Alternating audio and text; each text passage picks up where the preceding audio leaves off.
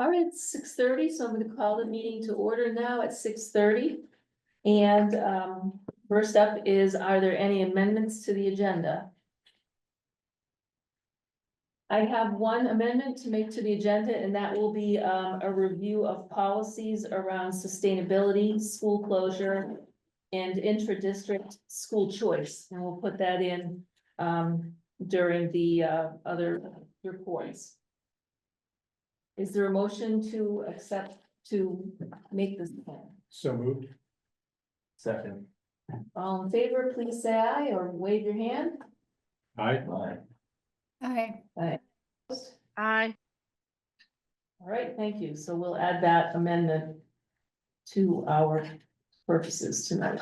All right, at this time, we have an opportunity for public comments. So if anyone is, anyone on Zoom or as well, here would like to say anything, this would be time for you to do that. All right, seeing no public comment, we'll move on to the report, starting with the superintendent. Be very efficient. We have some really important presentations. So first I wanted to recognize, so originally in our first strategic plan, there was a real push for us to increase our number of connections with higher education. I want to recognize that this year we've worked with Stanford University, developing curriculum for our seniors, Harvard Graduate School of Business, looking around at the opportunity to become a comprehensive high school and develop a financial strategic plan. Dartmouth College is working with us to address our concerns around different outcomes for male versus female students. MIT has been a real thought partner in terms of artificial intelligence and professional development. And then the University of North Carolina is working with us around our cell phone policies and adjustments. So it's 5 pretty significant higher education organizations who are regularly consulting with us, which is super exciting. And Charlie's here, so if Charlie, you want to give a brief update about the legislature, let me just make my last. I just wanted to inform the board that all administrative reviews have been completed and submitted to the leadership team. I also wanted to recognize Dr. Jen Settle, who was named the Vermont Curriculum Director of the Year. And I'm very excited, and she's done amazing work for our district. So now we're looking at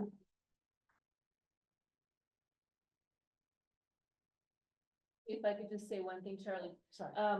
On our May 19th meeting, which is the committee meetings, the Harvard team that did some work around school financing and other considerations would like to give a brief report at 6:30. So if we could all come on at 6:30 via Zoom, or if you're here, I think they're going to be on Zoom, and they're going to take about 20 minutes to give a quick overview and then take any questions for follow-up, and then the committee meetings will resume at 7, if that's all right with everybody. Thank you. All right, Charlie, thank you. Somebody's trying to make sure. Sure, absolutely. We don't bite this Great. early. We've got. Thank you for having me. My name is Charlie Kimball. I'm the state representative from Woodstock, representing Woodstock, Reading, and Plymouth. And so it's just an update on what's going on with the Education Transformation Bill in front of the legislature. It's H454. It was passed out of the House and passed over to the Senate. The Education Committee in the Senate has been working with it, and they voted it out on Friday. It is significantly different than what came out of the House and what I covered with this group previously. It really goes away from any kind of scale that was contained in H454 in the House. So there's no such things as minimum class sizes or targeted school sizes in the Senate version of the bill. That's the first thing. The second thing is it adopts a completely different foundation formula than what we passed over, which is kind of want to say a Frankenstein of 2 different foundation formulas, and doesn't really have as much basis in science as we would want. Another thing that it does is it maintains a tuitioning structure for independent schools throughout the state, which H454 did not do, and lowers the requirement for independent schools to 25% of their students have to be publicly funded instead of 51%, which is what we passed over, as well as making it possible to go to an independent school within 25 miles of the Vermont border in any direction, including Quebec. And also public schools for that matter. The school weights, the student weighting is different. So there is actually a weight for high school students, and there was not a weight for high school students in the foundation formula that we passed out. So that's significantly different. It is still the same on school construction. They just threw that in and didn't even deal with it. They also retain our proposal on special education, the study, in terms of coming back. It did also significantly change the group that we had charged with coming up with new suggestions for school districts. Instead of having 5 superintendents, which was later amended, or 5 people, either superintendents or business managers. And our bill was amended to include 4 legislators. They instead went with 8 legislators only, and no superintendents or school business managers, and a lot of professionals to guide them and charge them with coming back with a proposal in December again, but one proposal. And if they couldn't agree on that, maybe a second one, but then forcing some kind of process to occur in January. The last piece of that is it really charges the 2 things. It looks at the Commission on the Future of Public Education of Vermont with making recommendations about the roles of the Agency of Education versus the State Board of Education. And also task them with trying to address the increased cost of healthcare. I'm not sure how they're going to be able to do it better than anybody else, but so anyway, where we are in this process is that now goes over to Senate Finance, and there are many components regarding how do you raise money to pay for education in the bill that Senate Finance will deal with. Once they pass this out in the next couple of weeks, then it will come back to the House, and there'll likely be a conference committee organized, which would be 3 senators and 3 House representatives. And then to try to see if there's a middle ground. That's kind of where we are. And that's a very quick thing, but the Senate proposal is just much different than what we had worked on. It's almost as if they said, well, let's start over again. It's kind of happy to take any questions that you may have, and my answer might be, well, we'll figure it out. Jim. Charlie, really quickly, if you are up on it, under their scenario C, I think, they've tinkered with the LTW weighting formulas, Yes. and it appears that they're not funding pre-K. Is that an oversight, or are they really not funding pre-K? I think there was a pre-K study that was in the report. So I think it was probably an oversight. Because when I look at all their formulas, there is no numbering for pre-K. There's no weight. There's no weight. To it, right? Yeah, So which, in the absence of a weight, it's it's a one. one. Okay. Yeah, right. And that had been the recommendation of both the APA consultants and of Tammy Coley. Yeah, Good, thank you. yeah. Corinne? Thanks, and sorry, sorry, my camera is not working on my computer. Just a question about when it goes to Senate Finance, will they, you describe it as they look at, okay, so how do we raise money, the education money, how do we make that work? Will they be also looking again or further at the foundation formula itself that you said was very different from the one that the House committee passed? It's a great question. There is joint jurisdiction in the Senate between the Senate Education and Senate Finance over the foundation formula. So neither one has sole ownership of working with the foundation formula. So they will definitely look at it. I don't know if they will tweak it. The temptation of another committee is to mess around with the language underneath it. Hopefully they will restrain themselves and just deal with the areas that they are supposed to be dealing with, which is money. Yeah. Okay, Yeah. thanks. Yeah. So I had a question. Was there any movement on whether second homeowners and businesses will be charged different taxes as opposed to homesteaders? So the Senate Education didn't touch that. So they left it in the bill and passed it over to the Senate as it came over from the House. And the House did have those categories, 4 different categories, which would be homestead, non-homestead apartment, non-homestead residential, and non-homestead non-residential. And with different weights that could be applied in a future legislative session. Oh, yes, I forgot one thing, Jim, you probably want to know this, it's related. So they have an idea of a transition formula. So that, a school district that would receive more or less than they're currently receiving would then have a 3-year adjustment period over which to get to the new funding, whether it's more funding or less funding. So 75, 50, and 25. So it's kind of an interesting way to approach it. Not sure what that really looks like. At the same time, the Agency of Education on Thursday dropped on the Senate Education Committee an entirely different proposal, different from what we did, different from what the Senate Education was working with, and just made everybody's head spin a little bit. So it didn't, there was no testimony, there's no anything on that, so very much a thing in motion. But that will still, I'm not sure how Senate Finance feels about that. I think you'll probably see 3 property tax classifications, not 4. But I don't know yet. And then just lastly, you mentioned that the school bill remains the same, and that is with the budget tied into the pay per pupil formula. It's different, and that's part of what has to be figured out. So there's no excess spending threshold in this new concept. And if you really, what it will look like is school construction will be outside of what the operation and maintenance of a school operation is, funded differently.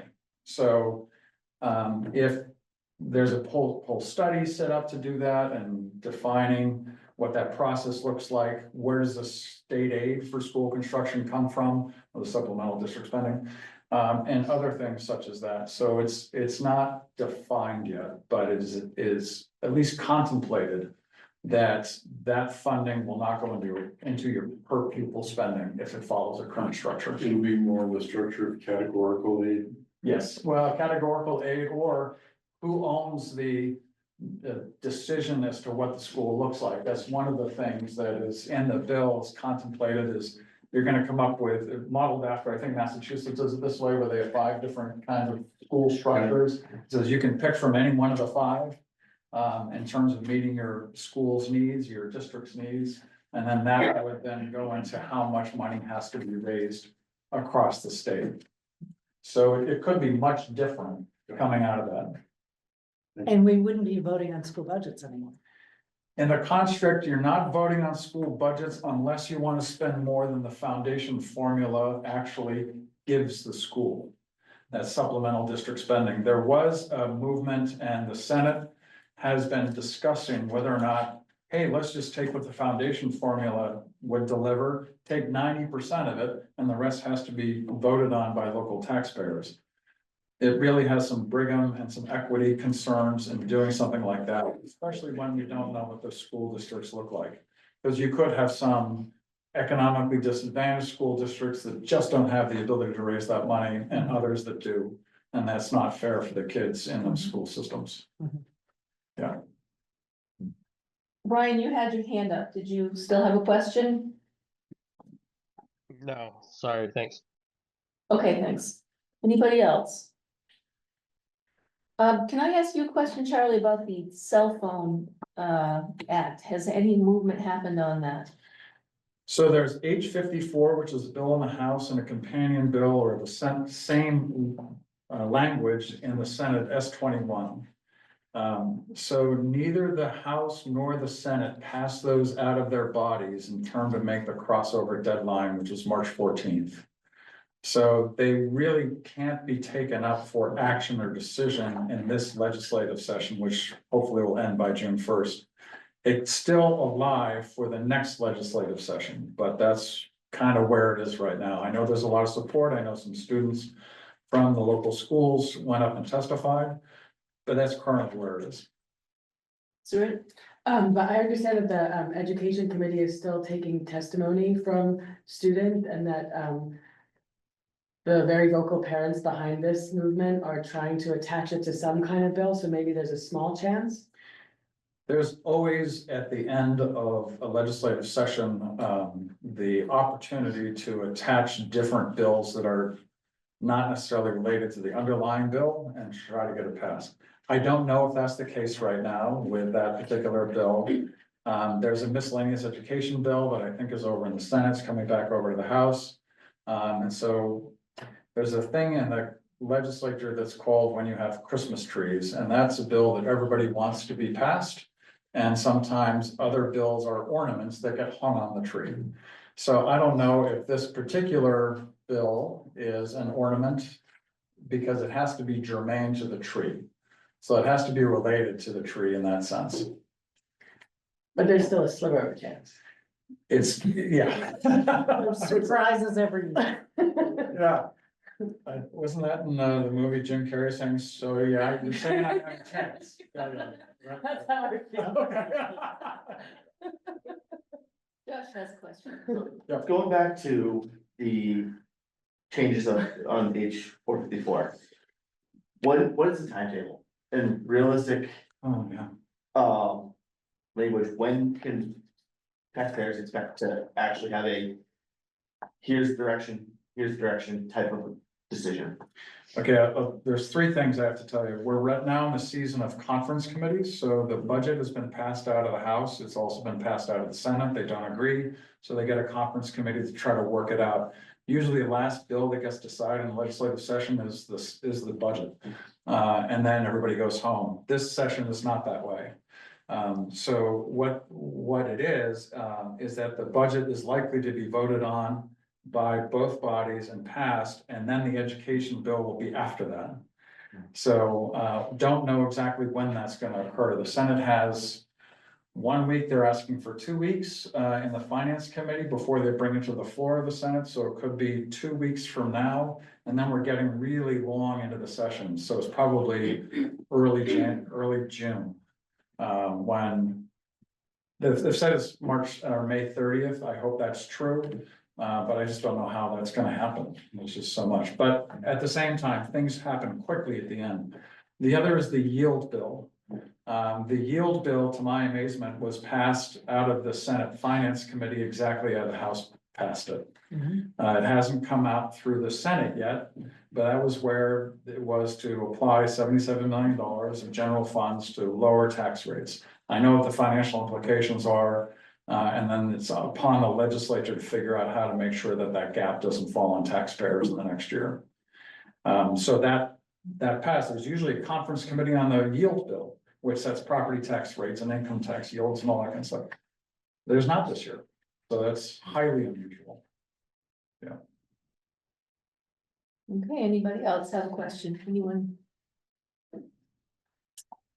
All right, well, thank you for taking the time to Well, come. thank you. Yes, And any first Monday, you're always welcome. well, thank you so I'll much. try to remind you a little earlier than I did. Sorry about That's that. right. No, I'm glad to bring you up to speed. Thank Stay you very tuned. much. Thanks. All right, the student representatives are home studying for their AP AP exams. exams, so they wrote a small, each of them wrote a short. Well, I think actually Joaquin was the only one who wrote one.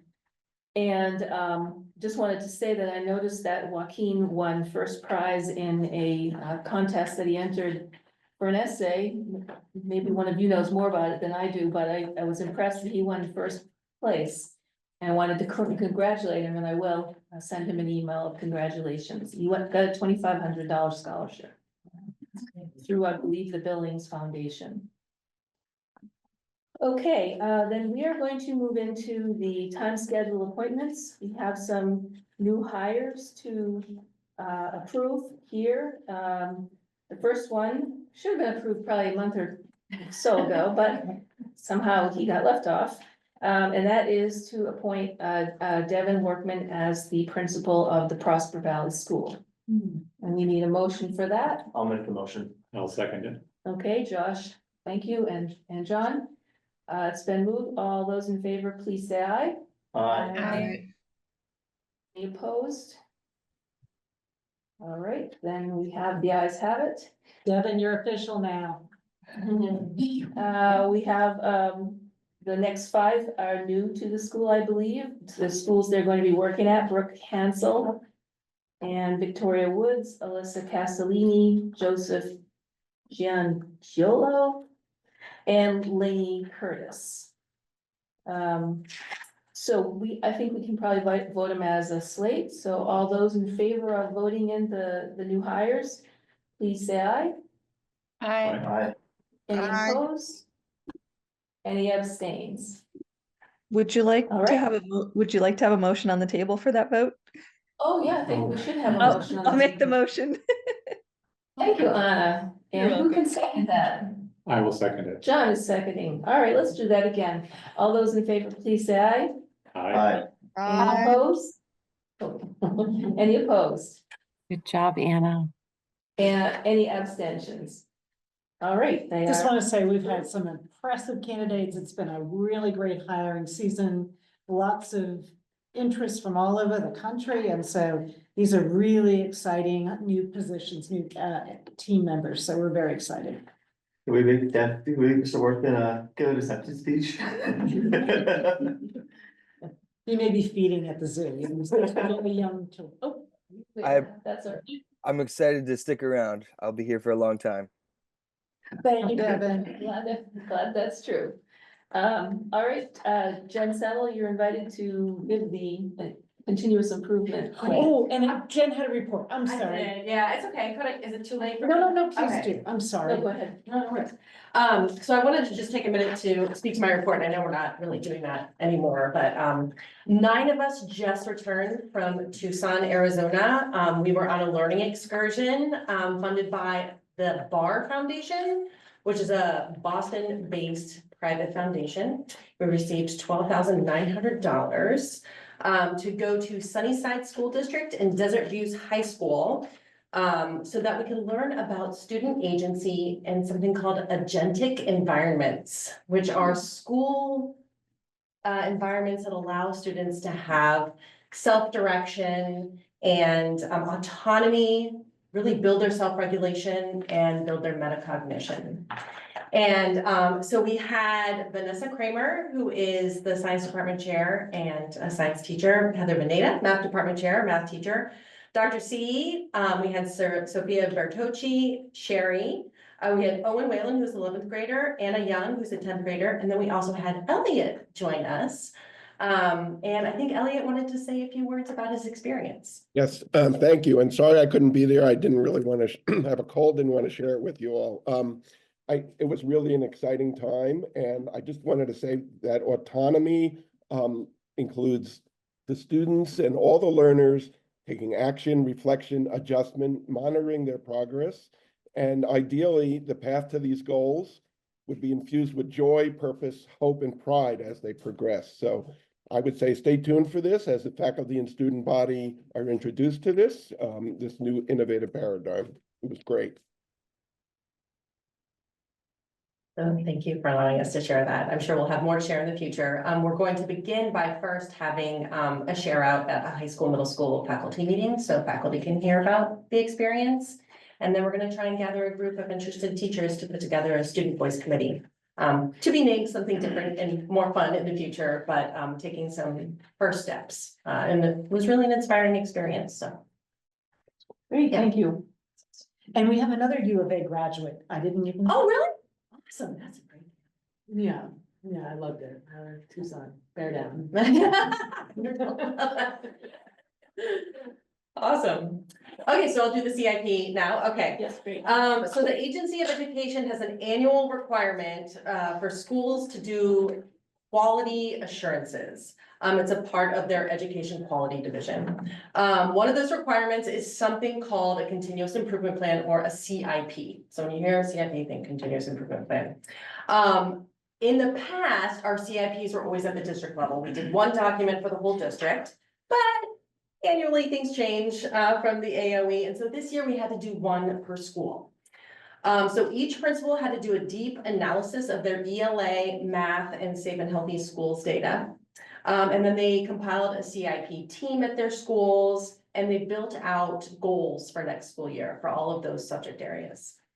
The AOE provided this like pretty long template that they had to fill out. And it took them a couple of months to really do this process. The AOE requires the school board to approve the CIPs. And that has to happen before we can apply for any federal funding. So all of them are linked in the board packet. The principals are here if anyone has any specific questions about any of the CIPs. They're all Zooming, I think. And if there are no questions, I ask the board to approve the CIP so I can move forward on applying for federal money. All right, well, I'll ask if anyone has any questions. For Jen or the principals, Heather? Could you just go over the goals? I missed one. What did? We didn't hear you, Heather. Oh, could you not hear me? Well, no, your internet was breaking up. Uh, Try again. I was hoping that Jen could concisely go through the goals. Oh, for every school? No, like Oh, general. It's my experience that there comes out a top level thing. Sure. No, for the CIPs, each school did one this year. So we did not have an LEA level CIP this year. But I will say, all of the schools had one ELA goal that really matched our district goal of 90% proficiency for our students. Same thing for math. And then when it came to safe and healthy schools, that was really more school by school. Some focused on attendance, or others focused on education for social emotional learning. But all of them had great goals that were created with teachers, and they actually had some first action steps they plan to take that connect to federal recommendations that are research-based. So I highly recommend you take the time. Principals put a lot of time and energy into those to take a peek at them at some point. Reach out to your principals. All of these CIPs will then be put on each school's website, so you can access, anyone can access them at any time. I don't know if that was helpful, Heather. No, very helpful. data Thank you for that. inventory- I wanted it on record, a little synopsis. Thank you. Is Act 139 one of the goals, or are we already compliant with Act 139? That's the early literacy testing and announcements of literacy. For the schools with K to 3, yes, there is a specific literacy goal for that is matching Act 139. Outstanding. Okay. Thank you so much. Brian, did you have a question? Yes, I believe this is more in general, but if we're looking for federal funding, I'm just curious with the current political administration's initiatives, if we're in compliance to receive federal funding moving forward still. Good question. Yes, as far as I understand, yes. Yeah. Great. Yeah, great. Thank you. Yeah. Anybody else? All right, well, thank you very much. Well, we Jen. need a motion. Oh, we do need Yeah, a we need motion. to vote. A motion problem. It's okay. That's my motion recover. learning. I need some motion. Inability. All in favor of approving the CIPs, please say aye. I see more hands. Or No, that's is that what how you're they say saying. hi? They're supportive. Oh, I We see. need a motion here. Sorry. Who would like to make the motion? I will make a motion Second. to, yes. All right, thank you. All in favor of approving the CIPs, please say aye. Aye. Or wave your hand. Any opposed? Any abstentions? Well, extended. Okay, Josh is abstained. Okay, thank you. All right, well, thank you very much. Thanks. The next thing that we have is a presentation on the middle school continuous improvement.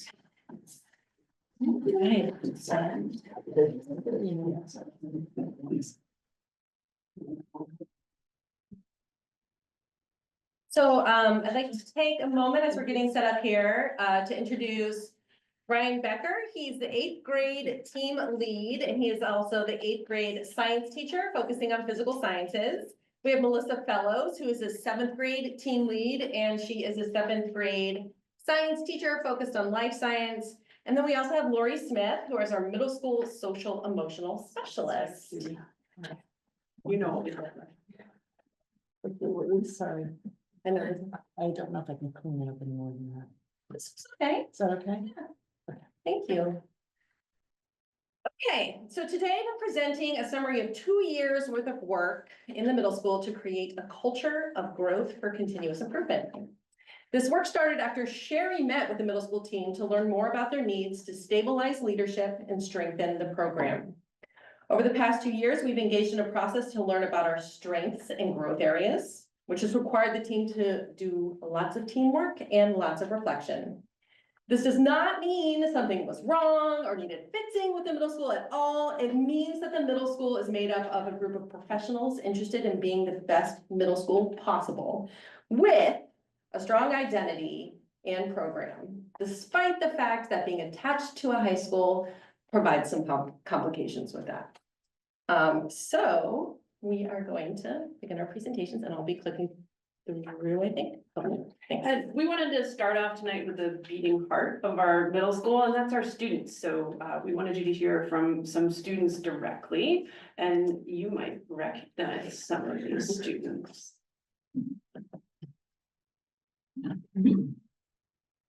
Nope. Turn up the volume on the TV. We'll come back. Nice. You want to start over? Yeah, start over. I can do that. Awesome, thank you. Middle school. I really liked the science revolving machine in my science class because it was a really fun way to collaborate with my classmates and friends. I like gardening greenhouses because I got to work in the garden. My friends and I and Wallace did a project where we distributed out sandwiches to Meals on Wheels to get to people who deal with food insecurity. And I found it really fun because I've never done like anything like it before. I mean, I really like the D&D club. It allows me to play a game that I really like, and it allows me to make new friends with people who like a game that I like. I love learning about evolution because it teaches us about our history, and I love learning about history. I like choosing my own classes. So that it can be in electives like robotics, we're coding our own robots. One thing I like about Woodstock is that there's a very good mix in the spring about outside time and having fun, but also like taking classes seriously. I think it's a very good mix. And some things that I really love about school here is that all the teachers are like, they really love getting to know you and they put a good amount of effort into it. And that's what I really love. One thing I like about middle school is that like when all the different elementary schools come together, you can like meet new people. And like sometimes these people are like, you know, they really click with you. Something I learned about middle school is the sports.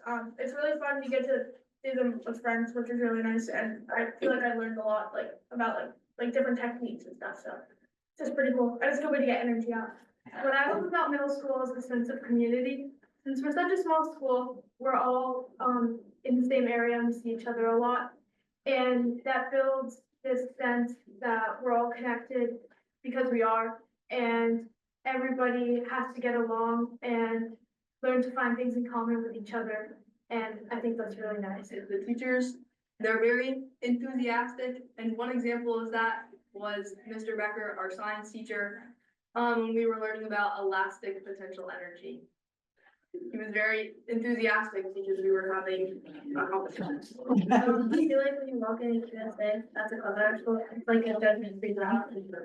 My favorite thing about middle school is being part of the leadership club because I really like hosting the spring carnivals, like being part of that group to like contribute to having fun in middle school. Just a few of the voices that you might hear in middle school. Some which we hear a lot more of than others. So one of the things that we've been working on as part of this growth process is creating a vision, and this has been an incredibly iterative process And I think that's one thing that speaks to the growth that we've been doing, is that our vision has changed. And like Jen mentioned before, this has come out of that transition to a 7 through 12 school as well. And we felt it was really important to carve out the middle school identity. And so we've developed a middle school vision that highlights the specific needs and challenges and opportunities that we really have in working with middle school students. I think it was interesting when you were speaking of some of the pieces that you learned from the school out in Arizona, and what Elliot was referring to. Those are some of the things that hopefully you'll see in our vision that we have here. We also did a lot of work with resources from the Association for Middle Level Education, AMLE, and their resources that they have as well. And you'll hear more about that from Ryan in just a moment. So we'd also like to invite you in to see our vision in action, because we don't think there's any better way to get to know what we're doing in the middle school than to come experience what it might be like. And so you'll see an invitation in front of you to join us on May 21st. We picked an afternoon that is probably no more special than any other day that we have, but we'd like you to come see what a day looks like and experience some clubs and go to some classes and be in our hallway and see what it feels like to be in middle school. So we don't have special performances or anything happening other than what goes on a daily basis. And so we'd like to extend an open invitation to join us. And if you could just email me and let me know that you'll be coming, and we can make arrangements to have students greet you and let you know where you can see all sorts of middle school excitement on that day. Thanks. So I am now going to talk about a survey we gave to middle school stakeholders called the Successful Middle School Assessment. Before I go into more detail on that, if you could flip over your invitation just for a moment, on the back, you'll see this document. And this document I think is super helpful. In the previous slide, Melissa showed the publication, The Successful Middle School, This We Believe. And this is a seminal publication. It's in its 5th edition. It's been out for decades now. It's like the guiding piece for middle level teaching and learning. And this sheet gives like an overview, like an organizational framework of that book. It kind of summarizes it in one sheet. And this survey that I'm about to describe, one of the many appealing things about the survey was that both the questions and the responses are correlated to these 18 characteristics grouped across these 3 main broad categories. And as you can see over here, culture and community, curriculum instruction and assessment, and then leadership and organization. And I think that it's really helpful because it grounds us. There's so many dimensions to education. These 18 characteristics are what lots of research has gone into to show that our middle level best practices. So it's really a grounding document for us. And because the survey was correlated with that, it allows us to see the extent to which we're realizing these characteristics. So really helpful, I think, in a lot of ways. So some of the details about the survey that we gave. One, it's created by the Association for Middle Level Education. We took it in the fall of 2003, 156. 2023. 2023, thank you. 156 students responded to it. 24 staff members who are either exclusively work with middle level students or share middle level and high school students in our school, and then 57 families. And of course, 7th and 8th grade families and students were part of it, but we also invited that year's 9th graders to be part of it because they had just come through the middle school, and we thought that they'd have a valuable kind of retrospective perspective to offer. What we got out of all of it was an almost 90-page comprehensive report. The questions were all asked, again, correlated with these characteristics according to an 8-point Likert scale. And so what we got back was like really granular, detailed, anonymized results across the stakeholders of students, staff, and teachers according to these characteristics. In addition to that, the point person we worked with, that family, and we still are working with, she had like an executive summary, she had some more detailed findings, and then some recommended next steps. So I think it's been helpful for all those reasons. And then next page and last part about this survey just shows you This isn't one of those more granular results. This is an overview of the results specifically according to the family responses. So you can see again, for culture and community, characteristics 1 through 7 in total from the family responses, you can see what the mean score was across that 8-point Likert scale, as well as the standard deviation, which speaks to the variability on either side of the mean in your respondents. So the smaller the standard deviation, the more correlated or the more like calibrated, I guess, or less variation there was between respondents. So you can see 6.25, the green, you might not be able to see where you are, but shows a high level of implementation. Then be for these top 2 broad categories, and then the yellow represents the moderate level of implementation. And I think it's just important to note here that back in the fall of 2023, Dr. C had yet to come aboard. So I just think it's important to make that note. He wasn't a principal in our school at that time. So what we had to do with all of that data, 90 pages worth of data, is as a team, we worked together to pull out some real strengths and things that we can celebrate from the data, because there were plenty of them. For example, we were able to see that families feel students are valued and cared for and their family dynamics are understood. That we have appropriately high expectations for learning, that's achievable. And that professional learning of teachers is supported. And so we were able to just sort of pull out some of those pieces that we feel like were real strengths of the program. And then from there, we also pulled out some key growth areas. And we went through a whole process to figure out which growth areas to really hone in on. We did some prioritize like sticker activities, figure out which ones we really wanted to focus on first. I even did some one-on-one interviews with each middle school teacher to try and learn a little bit more about the story behind some of the data there. And so we had some key growth areas in those 3 areas. And this year we really chose to focus on one. In the area of culture and community, we were really concerned by one piece, that students ranked, I like being at school, low.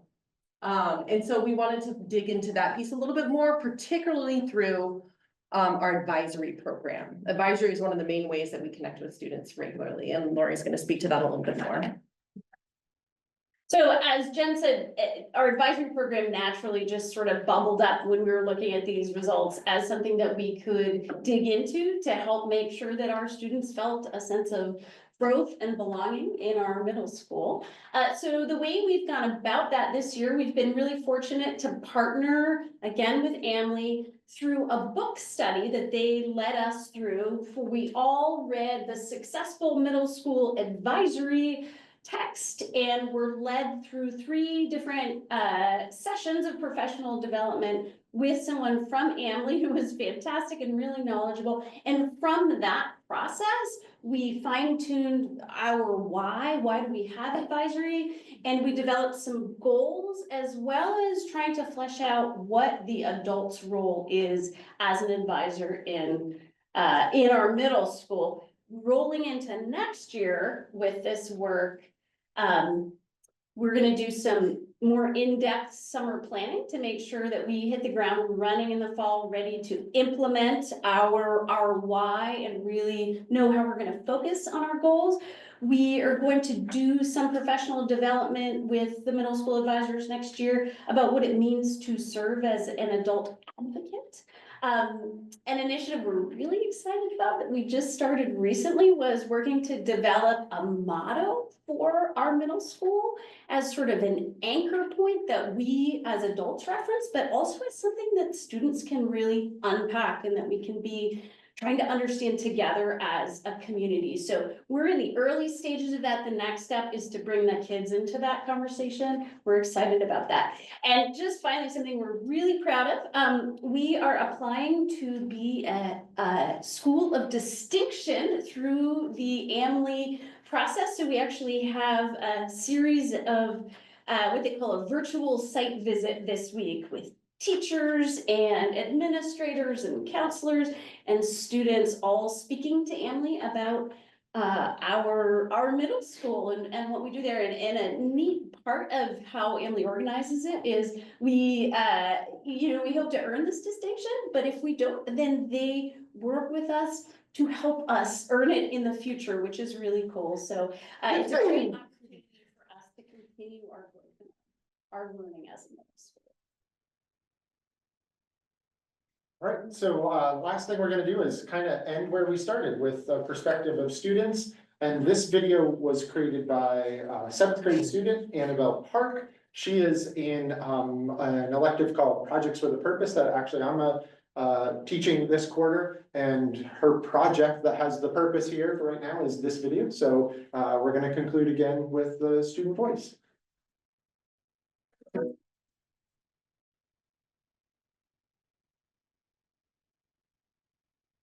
We're gonna do this about middle school. Something I like most about middle school is playing sports and making learning. Life as a teachers here are very rewarding. Ask my friends. What do you guys like about middle school? We like the fact that we get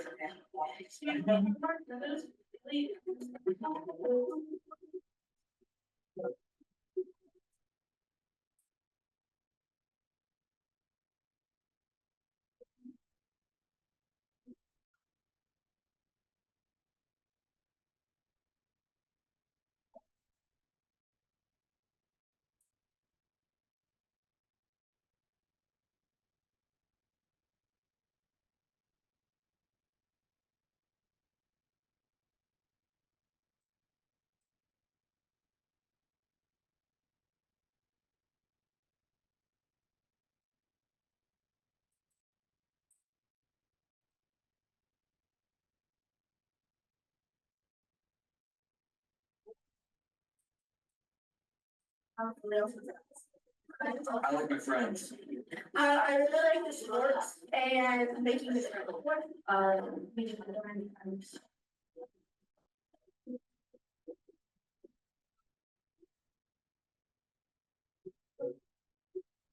You're all set. Thank you.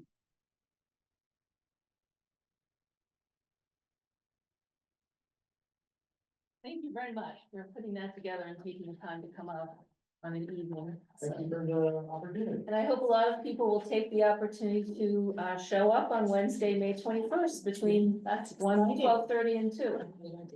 So thank you. Thanks for the invitation. All right. We now have a presentation from the Holocaust, Human Rights and Genocide Study Tour and Curriculum Work. Thank you. All right, so I'd like to introduce members of our Holocaust, Human Rights and Genocide Study Tour and Curriculum Development Group. We have Lois Fine, our pre-K teacher at Reading Elementary. We have Lauren Sullivan Justice, 9th grade ELA teacher and department chair. We have Nate Clifford, 10th grade English teacher, and Marcia Davis, our secondary literacy interventionist here today.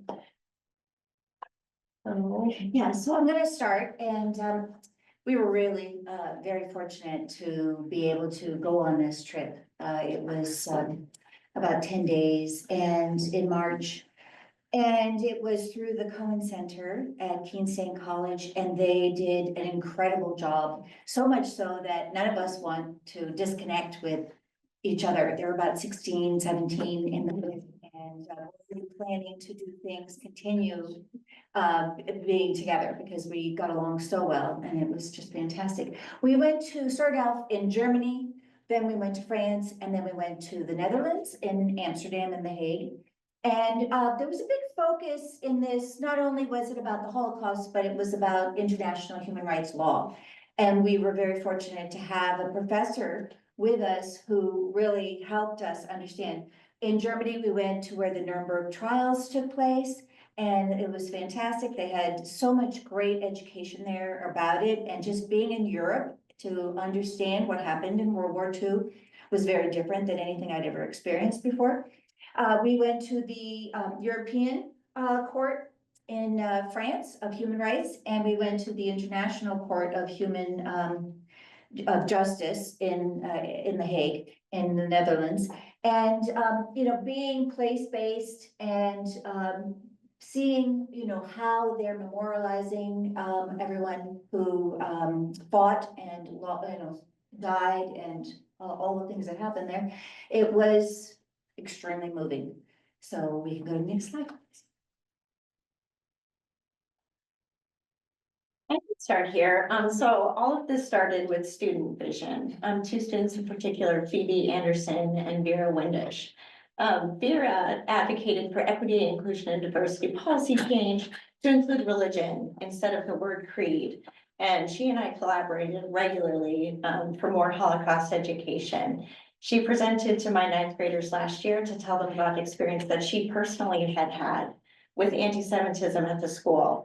And she also won contests, poetry contests, and did so much to move our district toward more Holocaust education. And then Phoebe also presented to the school board last year with an interest in having a policy passed by the school board around a certain number of hours of Holocaust education. And rather than passing that right away, the board opened it up to allowing us to explore what curriculum could look like to maybe inform future policy, potentially. So how did these wonderful teachers end up on the study tour? I learned about it last summer that the Cohen Center was offering the study tour.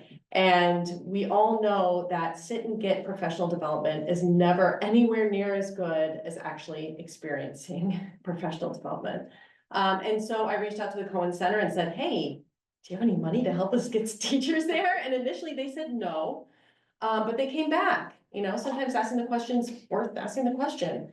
And they came back and they were able to fund 3 of our teachers, and then locally we funded 1. And so these teachers were very willing to go on the study tour, and tonight they're going to be sharing about their experience. All of this is going to be leading towards us developing some curriculum, starting later this school year and working into the summer. And we have some framing set. But really, this is more about what they've taken away and how that's going to be applied to the curriculum that we develop. When they came back, we took a couple of hours and I sat there and I listened to the experience they had. And we pulled out some themes that we hope to incorporate into the curriculum. And I just wanted you to have the opportunity to read through these because we tried to frame the rest of the presentation around these themes.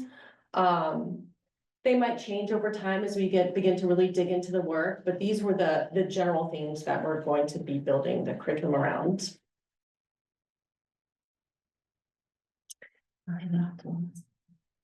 Good evening. My name's Lois Evelyn Fine.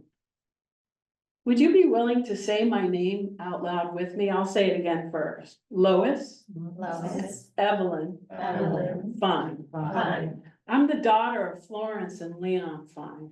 And I love my name, Lois Evelyn Fine. Will you say it with me again? Lois Evelyn Fine. I love my middle name. In the Jewish tradition, you can honor someone who has passed by naming a newborn child after that person. And I am named after my Aunt Evelyn, who reached the age of 36. And I feel connected to her because I am named after her. And I honor her and I remember her, even though I never met her. And that's part of Jewish remembrance and honoring. Next slide, please. Who is this?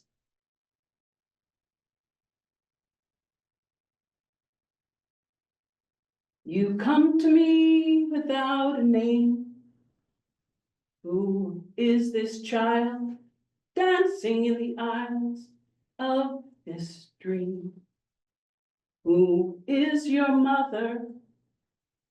Where is your homeland? Why can't you speak? What will you say to me, child, through your dance? The power of primary sources.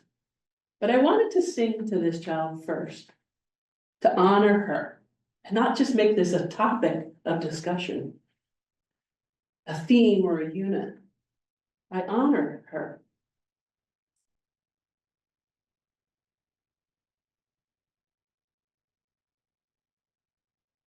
I learned visual thinking strategies from you, professional development.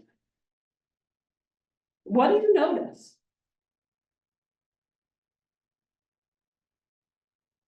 What do you wonder about?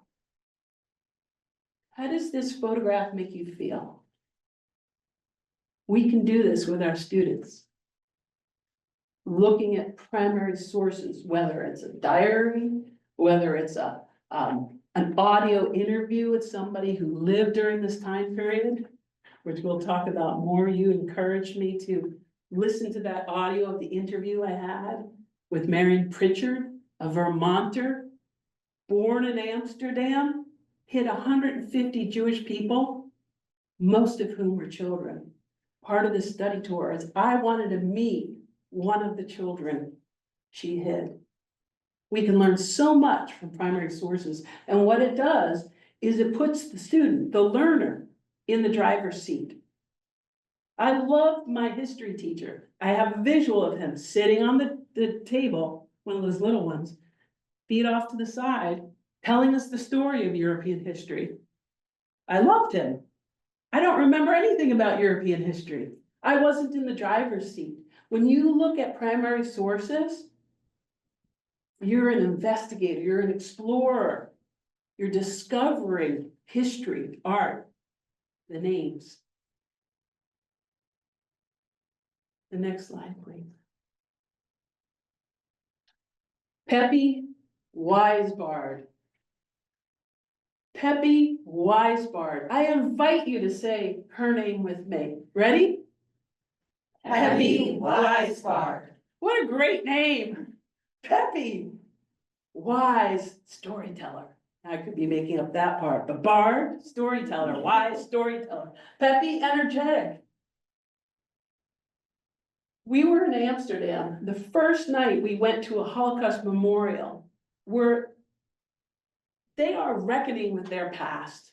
And they put the name of 102,000 people who were murdered during the Holocaust. And we saw that, each name on a brick, illuminated at night. It was deeply moving. I went to their website afterwards thinking, how can we tie this into curriculum for our middle and high school students? Oh my goodness. It's a treasure trove of learning, cutting edge learning where we could be contributing to the remembrance and honoring. Peppy Weisbard. Can we say her name? Peppy Weisbard. She may have nobody else who has said her name out loud for 80 years. No parents, no brothers, no sisters. She reached the age of 10. She has no children. Our students in learning about Peppy Weisbard or other children may be bringing some honor and justice to what happened by saying their names and learning about them through primary sources. You see, she was born in Berlin, January 22nd, 1933. They don't say murdered at Sobibor. I kind of like this website. It's looking at from the perspective of the person. She reached the age of 10. She reached the age of 10. March 13th, that was the day we left on our study tour. Next slide, please. This is where she lived. On the website, you can be like a detective. What's her story? The Hague. Wait a second. Where's the Hague? Anyone? Amsterdam. 45 minutes. Okay, but wait a second. Can you go back, Sherry? One slide. Wait a second. She was born in Berlin. How did she get to the Netherlands? This is where it can get very exciting to be honoring and remembering. So you can start writing down all your questions. Next slide, please. Oh my gosh, this is on the website. Anybody here speak Dutch? I've spent many nights with my Google Translate. What does this mean? It's like a hieroglyph. I'm trying to crack the code. I could crack the code for you, but I may not, because maybe you might want to check it out. But I just want to point out that this primary document, 1940. When was Peppy born? What year? 33. How old is she when this document is circulating? 7. And it has her name in it.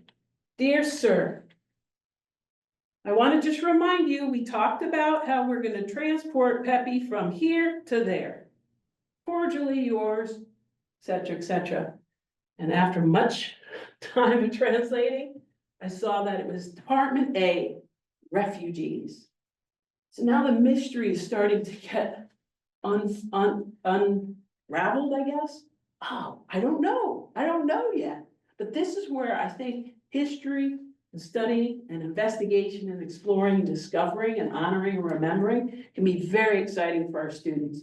Studying about the Holocaust does not have to be a downer, a depressing, oh my gosh, is my child gonna see images of people emaciated walking around? I don't want to share that unless there's a little clip that has to be shown.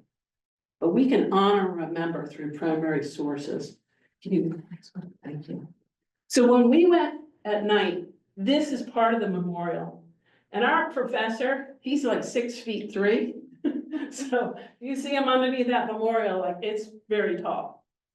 And the brick parts are the names. And these are other people. Not Peppy, but when I go back to Amsterdam, I will look for Peppy's name, Peppy Weisbart. I looked it up, 13 JAAR years, 3 months. She reached the age of 3 months. This person reached the age of 66. Today and yesterday, Amsterdam, everyone around the Netherlands is celebrating because it is the 80th anniversary of the liberation from an occupying force. Next. So I got lost in a lot of primary documents, so I'm just going to quickly say how exciting it is, I think, for young people to be investigating and discovering through primary documents. I'm looking for somebody named Esther. I haven't found her yet, but here's one person, Esther Vega. Her parents, Isaac Alvarez, her mother, Natkiel. Born where? What year?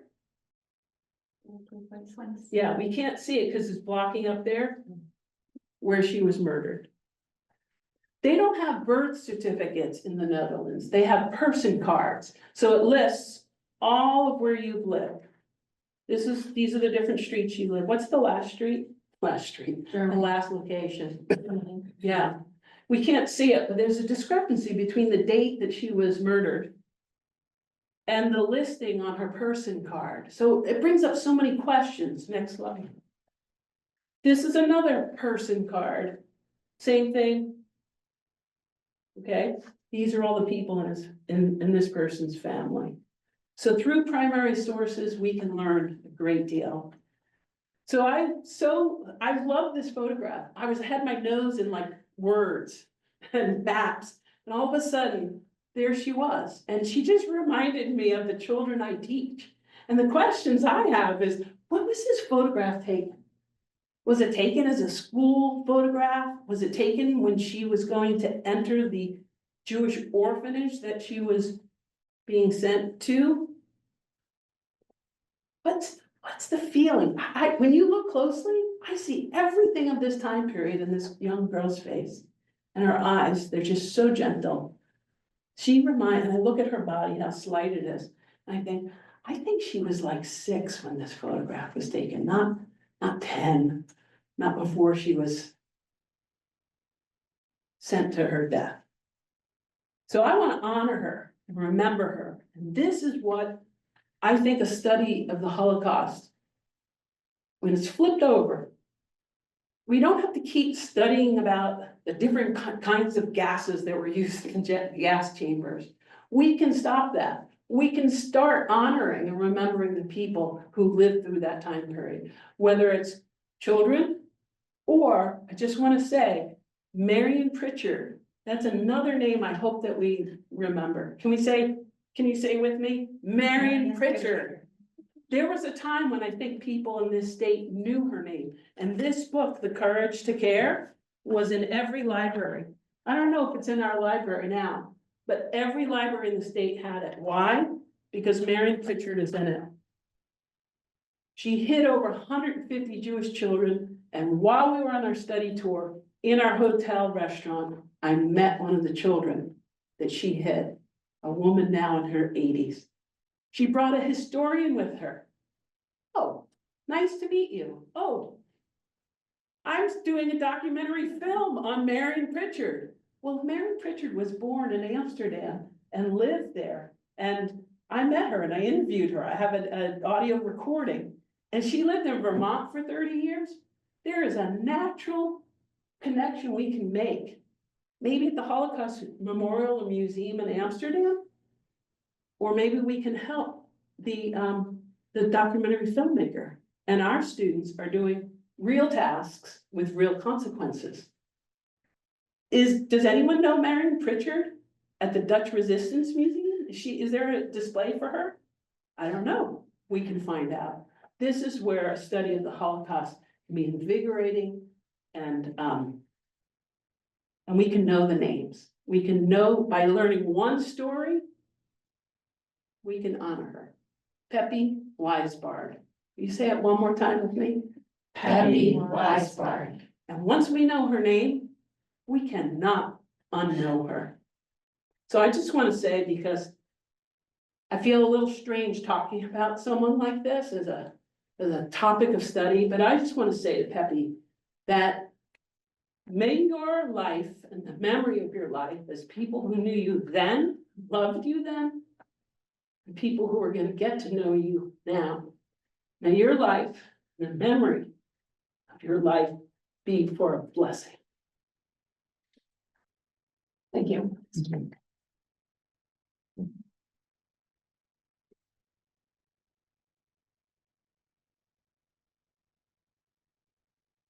Feel really weird hitting forward. We should get more past that. I'm really hard act to follow. It's connected though. It is connected. So connected. So I teach a Holocaust unit every year for my ninth graders with Nick Wolf, who teaches modern world history. And every year I'm just struck by the scale and grappling with, how do I do this? Am I the person to do this? Am I going to do more harm than good? So when the opportunity came up to go on this trip, first of all, I was extremely excited, but also I felt like, oh, now I'm going to know. Now I'm going to know how to do it and how to do it well. Naive. I can say that I left Europe with more questions than answers, but I think that those questions are deeply important to my practice as an educator. A couple that I have here, and we came up with all of these as a group. What does it mean to reckon with the painful past? And how do spaces like memorials, museums, historical sites shape our understanding of history? I'll start with those two. But really it's the word reckoning that I think stands out to me the most. Because when we visited these countries, it was clear that their past was a part of who they were, and they were constantly reckoning. And I think as teachers, in order to teach about this topic, we need to reckon always. Not just with, history abroad, but also here as well. It's tangled up in it. Some places that we visited, these were from Nuremberg, Germany. Oh, it's starting to shake. Whew. Okay, thanks. So, for example, we visited the Zeppelin grandstand, which you can probably recognize from propaganda images and videos. It was really surreal to be there because it's crumbling. And in many ways, you can tell that they don't know what to do with the space. So I stood where Hitler stood, like at the kind of podium area. What a peculiar feeling. But also as I'm looking out, I'm seeing kids playing basketball and roller skating, and there's rap music loudly playing. What a strange juxtaposition. You can feel that they're trying to grapple and reckon. I took this picture of these duck boats for my son. I was missing him deeply. He's turning 4 in June. It was really hard to be away from him. And I thought he would like that picture of the duck boats. But in the background is a giant Nazi building. What a strange thing. So I felt that juxtaposition the whole time I was there, this sort of feeling of the past and the present converging, people trying to heal, trying to move on, but also to not forget. Couple other questions. What role does memory play in justice, healing, and prevention of future atrocities? And how can we honor both the truth of history and the dignity of those affected by it? These were big ones that I'm starting the Holocaust unit now with my ninth graders, and this last one especially, actually both of them are really undergirding my unit this year. We went to Stuttgart concentration camp. And again, I was struck by that sense of juxtaposition because it is set on a former ski resort. It's beautiful. It's really weird. You're looking out at this gorgeous vista, but you know that these terrible atrocities happened here. People died, people suffered. You feel the sun, you feel the wind on your back, and you look out and it's gorgeous, and yet, and you wreck it. We also visited the Anne Frank house where we had the absolute privilege of hearing from the director there. What an incredible experience. The stairs creak. How magical to know that. My students won't ever hear that, probably, but I can tell them. Also the stumbling stones. These are throughout Europe, and you'll be walking on these beautiful cobblestone streets. And then you look down and there's a stumbling stone, which is honoring someone who passed away in the Holocaust. For me, this experience has really just helped me to reckon and to know that there is no perfect way.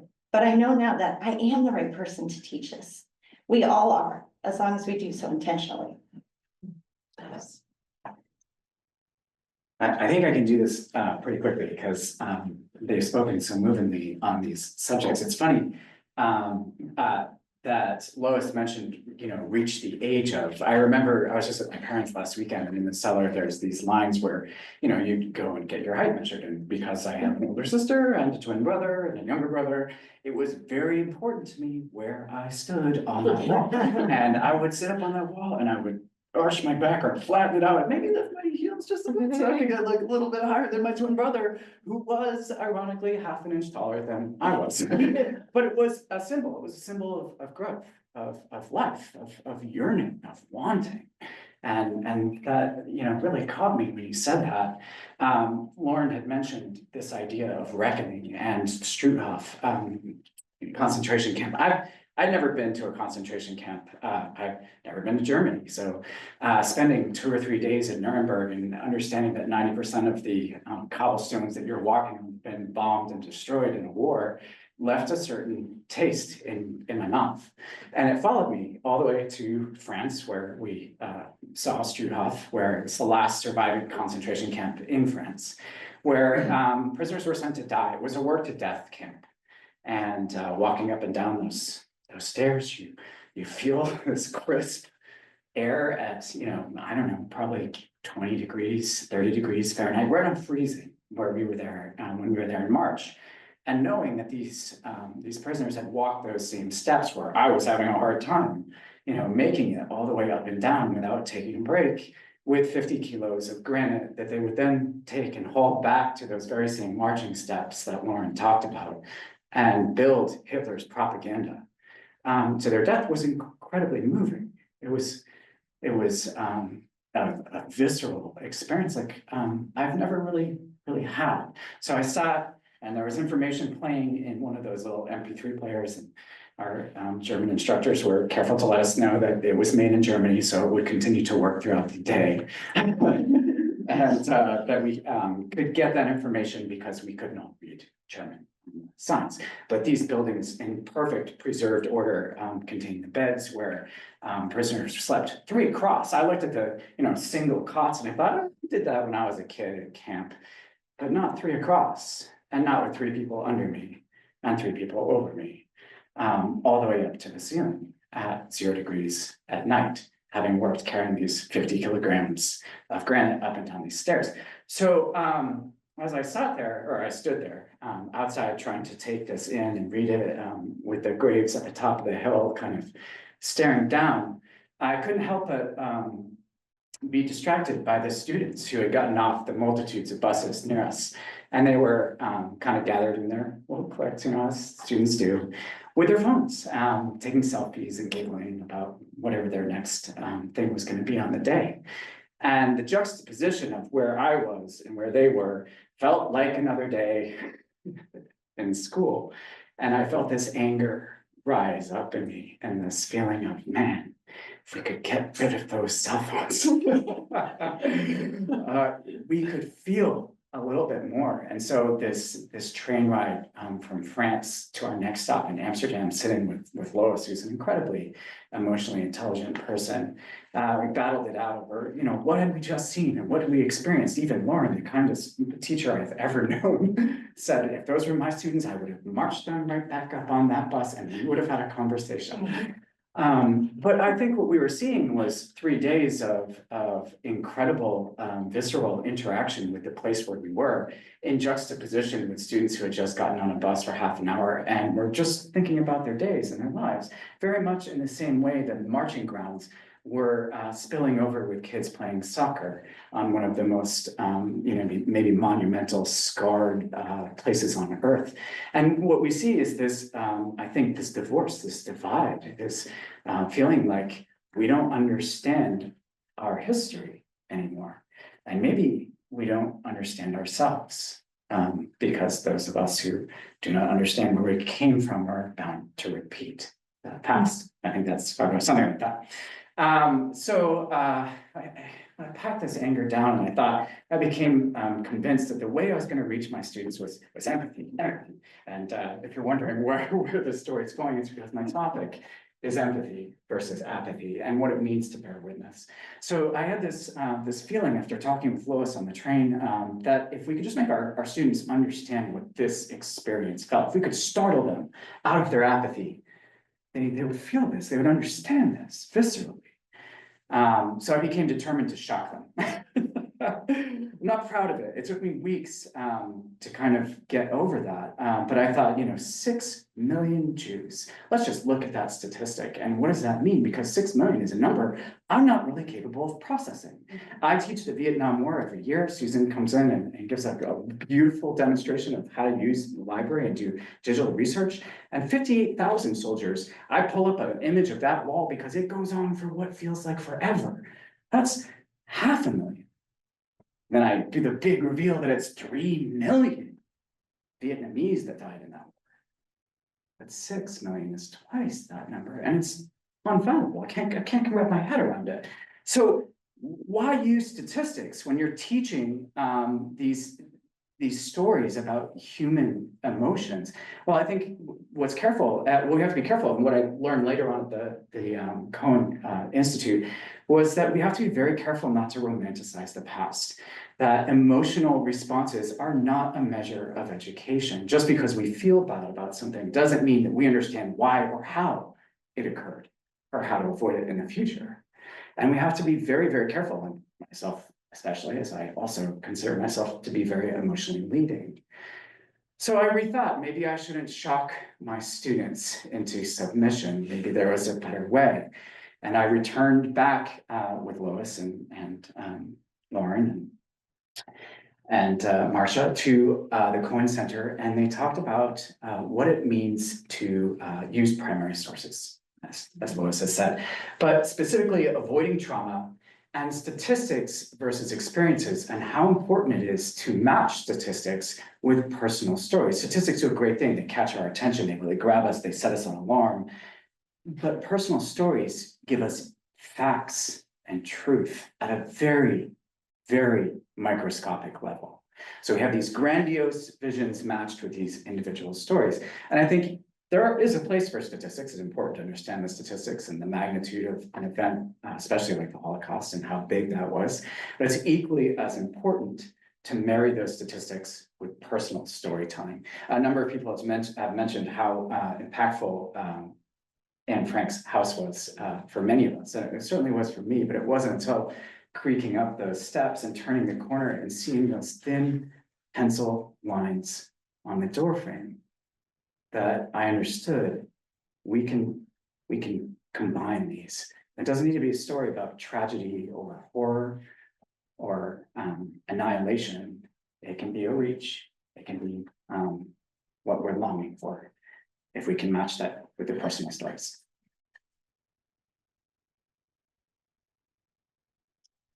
So even though there's a lot of text, don't worry, I'm gonna be really quick. So I went into how to approach inquiry-based methods. We've already talked about that. And participatory activities and real-world connections. One of the funny things that I was so excited, I'm of a certain age, I'm a little older than the rest of them. You know, I saw a picture of Walter Cronkite. I don't know if you all remember him, as a newsman. And that was one of his big first breaks, was actually following the Nuremberg trial in Germany.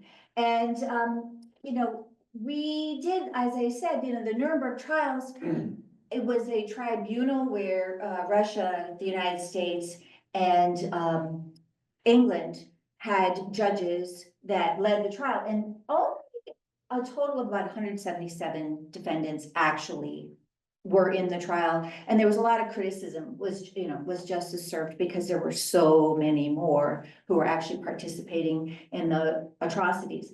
But one thing that really hit me, and my dad was in World War II, he served in the Battle of the Bulge, and it was only about 3.5, 4 hours away from where we were in Alsace. I didn't realize, and you know, of course, I studied history in World War II. I didn't realize the extent of fascism in Europe at that time, starting in the early 1900s and going all the way through 1970. This little map here, and you can certainly refer back to it, you know, it shows Germany and Italy. We all know about Mussolini as well as Hitler, and they were all friends. Spain had Franco, or Franco, I don't know which one, Croatia and Yugoslavia, even Finland. Greece, they all had fascist dictators. And there were way more, you hear of Auschwitz and you hear of all the large concentration camps, but there were 44,000 concentration camps and ghettos throughout the German occupied territories. Alsace, where we were, where Stutthof was, which was the last, they said, concentration camp, it was also the last area to be freed from German occupation. And before that happened, they went through such trauma. They had 300,000 refugees leave the year before. They knew the Germans were coming. They all went to Southwest France, and only about a third, if that, came back, and there was a whole mix up. But I love this woman's expression here, where she's so excited that American soldiers came in tanks and freed them. But that was an incredible experience. And with the Anne Frank message, you know, what's so beautiful about her story and her book and her writings is she never gave up hope. Even though she was actually captured days before Amsterdam was liberated, her writing is just absolutely fantastic. So where do we go from here? There's a lot of things that we've learned about through the Cohen Center, through all the people that we met on this trip. And that we could do. Keene, New Hampshire, does an incredible Kristallnacht celebration or remembrance annually. We have the Holocaust Memorial here in Vermont. We could definitely connect with that. Because we use restorative practices already within our school district. This is your friend, Miriam, yeah, and that's the old 80-year-old was the baby that she saved. This is Mary Pritchard. This is Erica Pollock. This is who I met, a woman in her 80s. And so, like Lois said, we, you know, can use that, develop and those connections.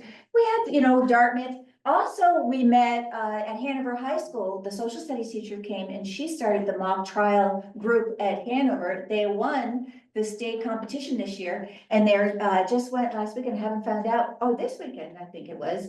I haven't found out how they did the national level, but the Vermont Law School and Sharon or Randolph, with that area, they support schools who do that. And then there's University of Vermont. So we have a lot of outreach and connections to support and develop a curriculum and outreach activities to really bring it to life. We also have an event happening this year that Susan Pickley's going to speak to really quick, the librarian from the high school and middle school.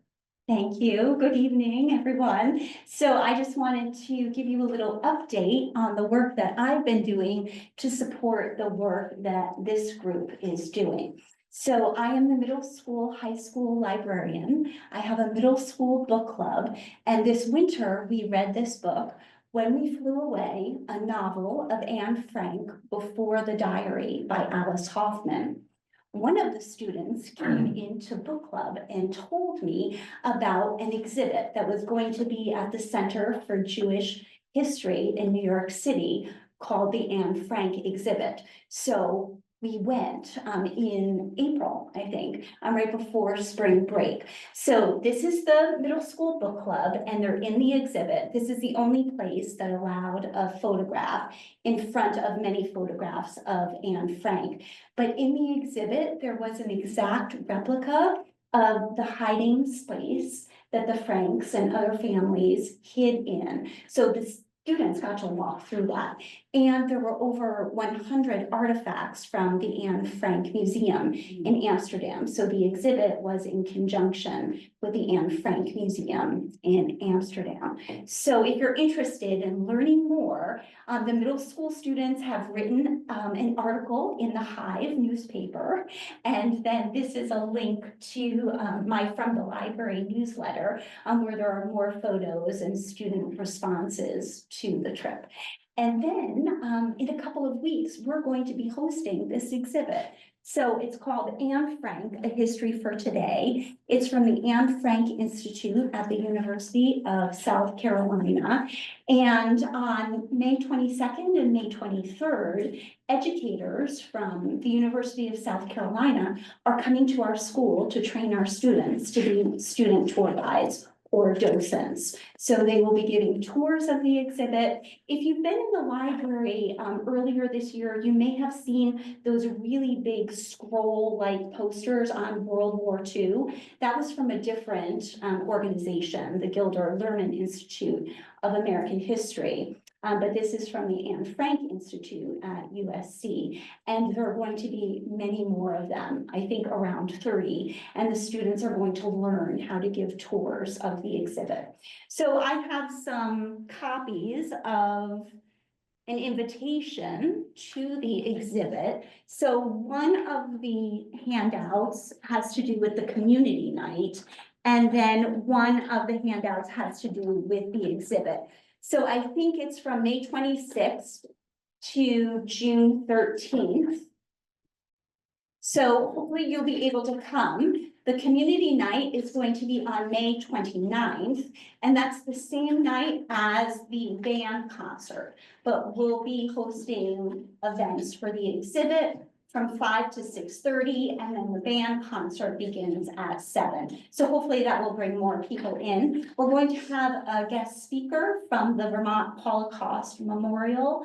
She is an author of a book, and she's going to be the keynote speaker. So the exhibit is being sponsored by the Vermont Holocaust Memorial. I did an educator workshop there earlier this spring, and I learned about this exhibit from a student presenter. So the exhibit is in Williston right now, and it will be coming to our school in a couple of weeks.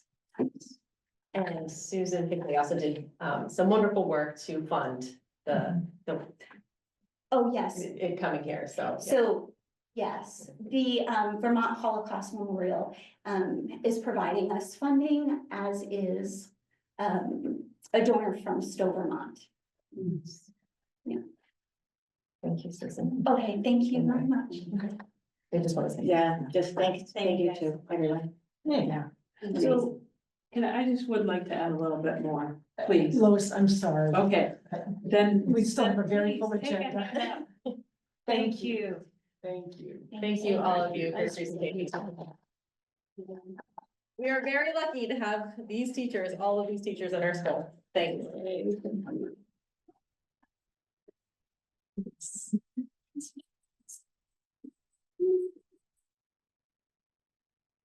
Thank you all very much for that. That was really moving and wonderful work that you've done. It's inspiring to hear those kinds of stories and experiences. And as a proponent of world travel, I heartily encourage more.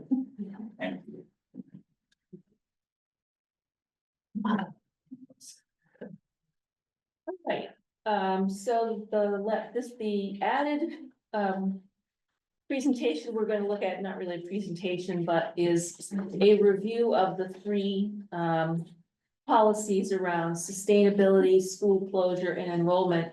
Tonight's not really, a big discussion, it's more a matter of sort of walking through, what they are and, how, as things continue to change in the, Senate and the House and AO, we need to be also remembering what our actual policies say. Now, here in the room, we have handouts of these policies and the links to the book, and I don't think, and in the board book, if you have your computer open for that, there are links to these policies. But, the first one is campus sustainability. And, I wasn't part of this, but I know some of you were when you were hammering out the articles of agreement as to how we were going to consolidate. These policies were put together to offer protections as well as, boundaries and guidelines in the case of having to look at our schools differently. So the campus sustainability policy has three aspects to it. One is our student outcomes around standardized testing and when they fall below a certain level in any school. Financial sustainability, which is a 3-year average elementary per pupil cost not exceeding 120% of the average of our own district elementary schools, and middle and high school has the same. It should not exceed 120% of the state average. And then the third part of the sustainability is enrollment. And it has optimal sizes. A K-6 school should have an optimal enrollment of at least 56 students or 66, including pre-K.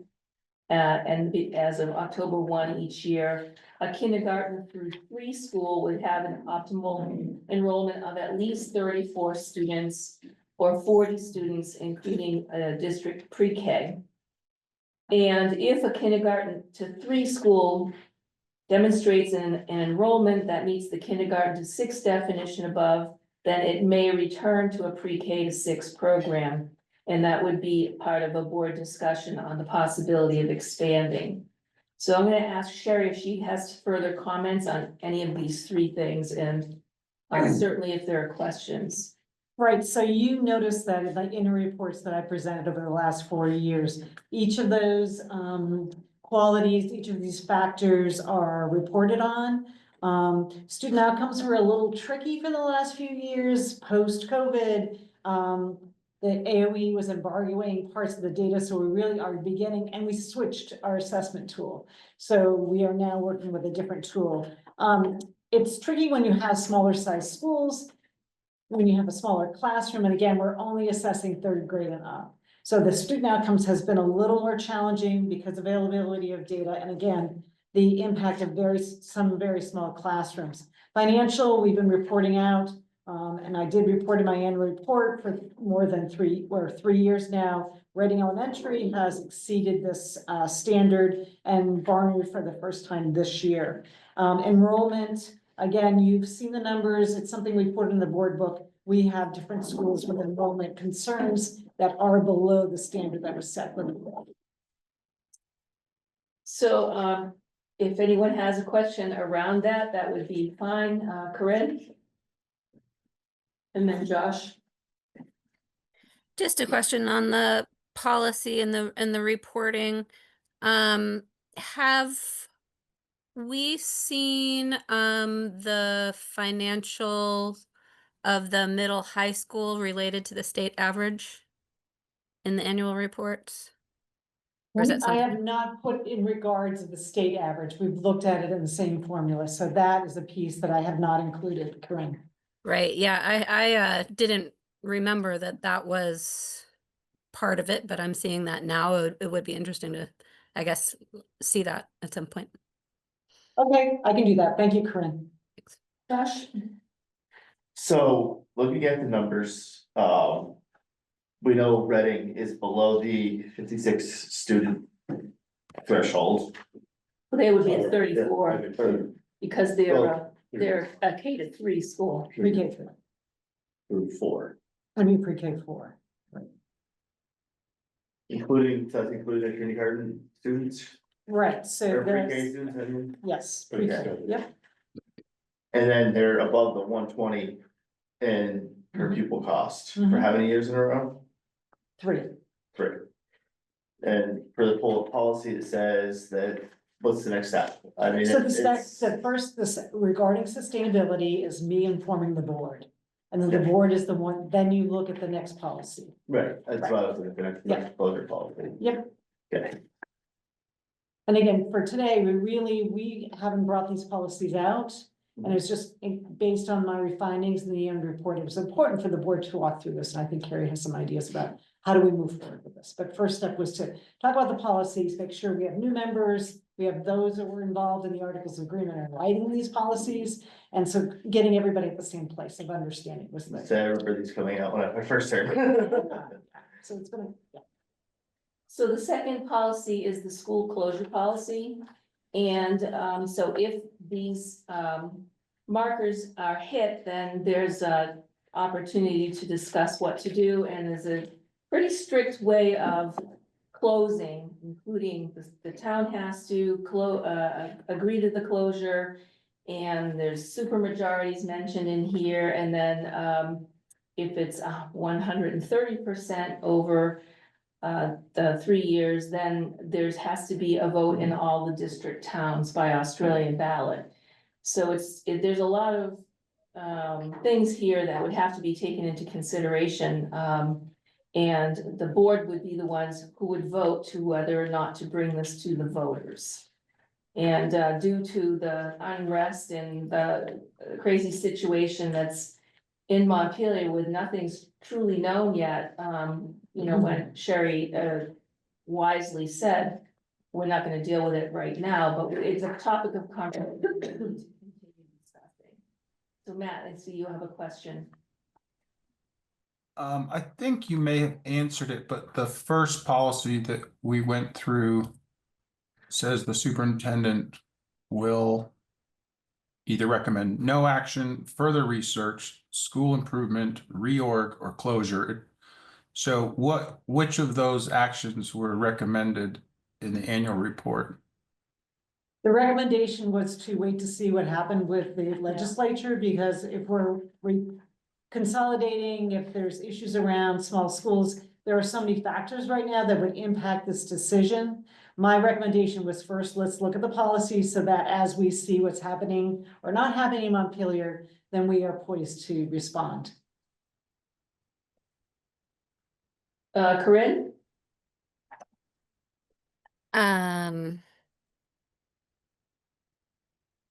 Sorry, okay. Sorry, I just wanted to note that again, similarly in the closure policy.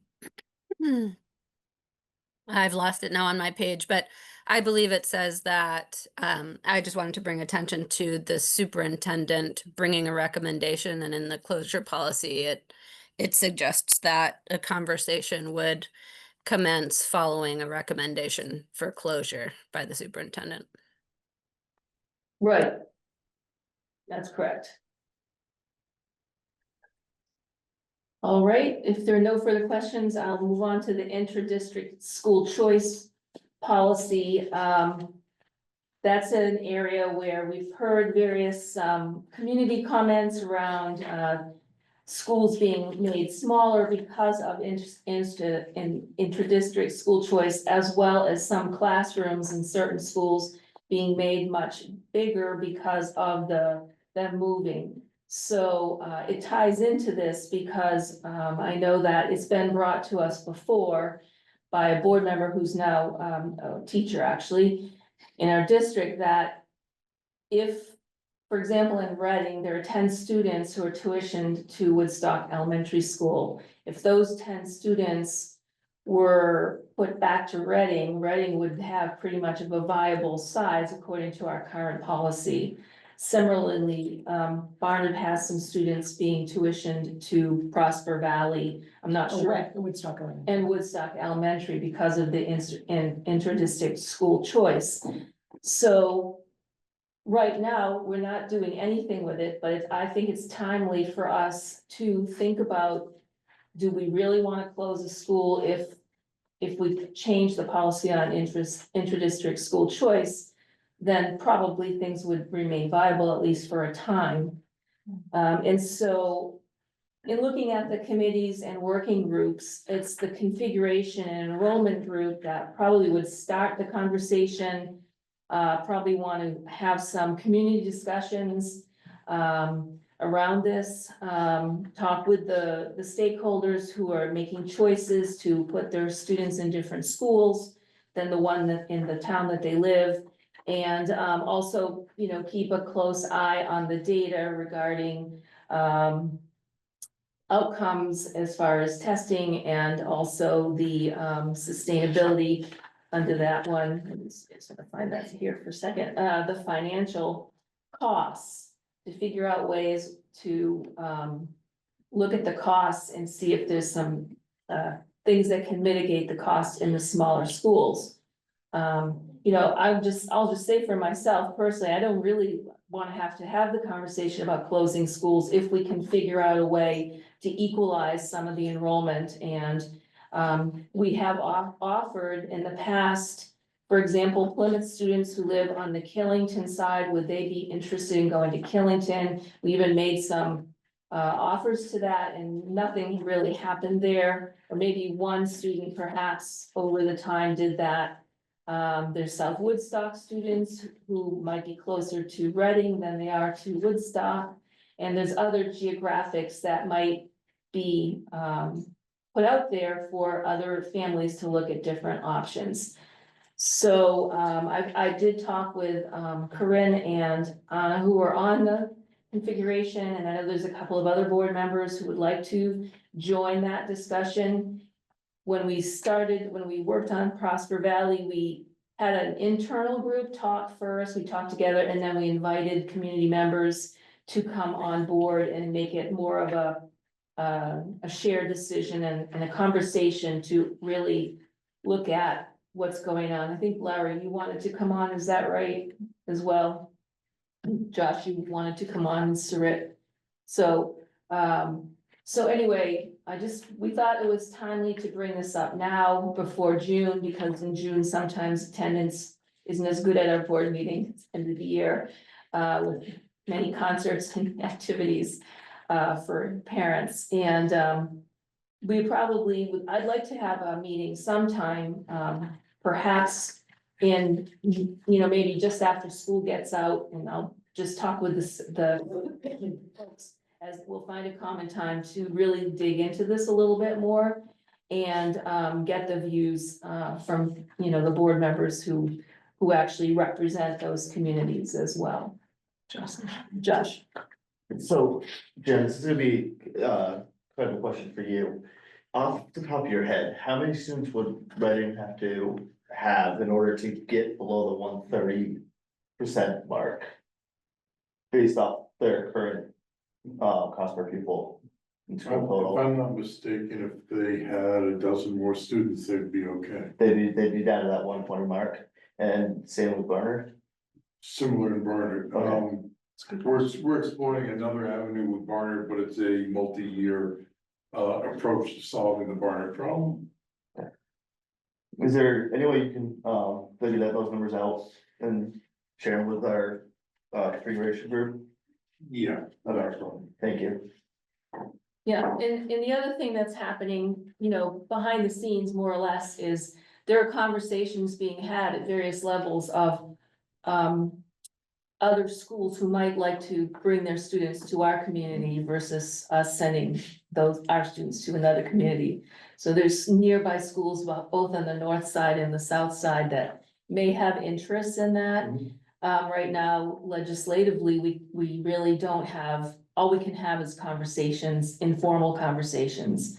And so. That's also why another conversation was had about talking with other districts and finding out their standpoint before it's mandated Right. on us. Right, And try to find a level ground, which is what I was talking, Right, you know, right. about a while ago, which is if we can find that level ground and having that conversation that we had back last fall with other districts about a centralized school, that there was movement and conversation that was Right. that meeting.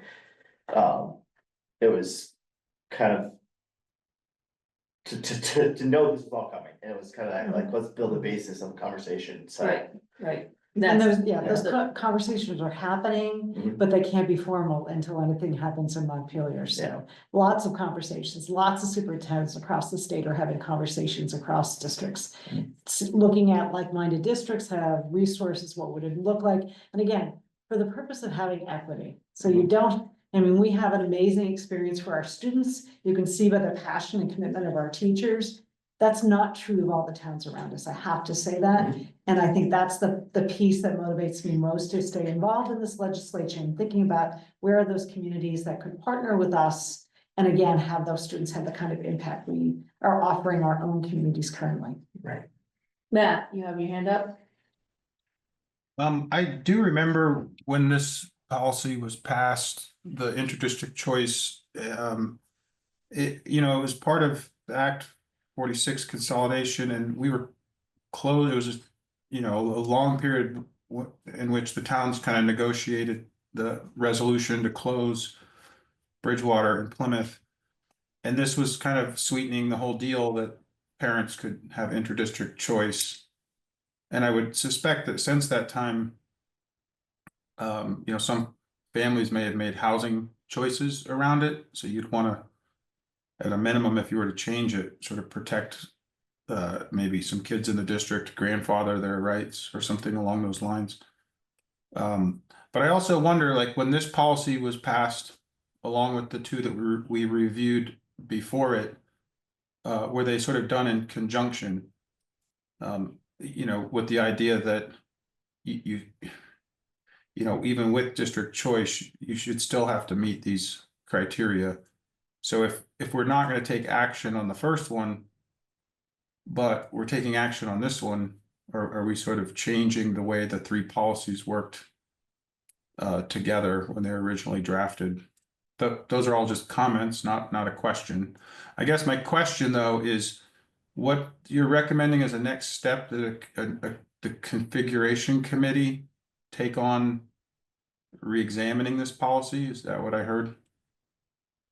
I think re-examining the policy and also starting the discussion of, you know, what can we do around not having to close schools first? And then, you know, how long do we have to wait for the state? That's another piece we can't answer right now. And, you know, sort of look at the reasons why people are tuitioning to schools outside of their own community. And, you know, those are sticky and tricky to get, you know, the answers, but I think at this point, we have to be purposeful and look at the finances.